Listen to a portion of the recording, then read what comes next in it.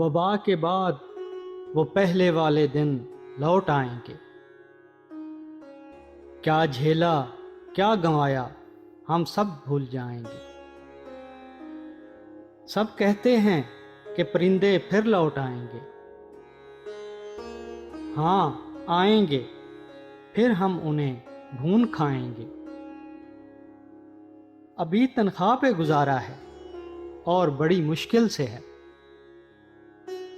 खुलेंगे दफ्तर तो फिर रिश्वत का माल खाएंगे। आज सब लड़ रहे हैं मस्जिदों में घुसने के लिए। आज़ानें कल भी होंगी, मगर हम न फिर इधर आएंगे। थोड़े से चावल, थोड़ी सी दालें लेकर हम गरीबों में बांटकर खूब सेल्फियां बनाएंगे। उकता चुके हैं अब इस खालिस जिंदगी से कि कब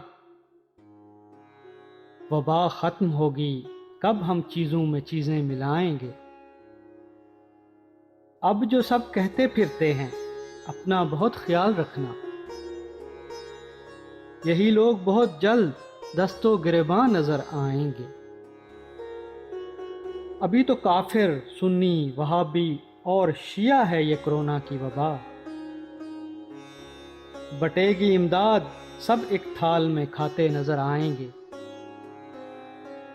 वबा, बेरोजगारी और भूख क्या बिगाड़ लेगी हमारा। हम एक हजूम थे, फिर उसी हजूम में खो जाएंगे।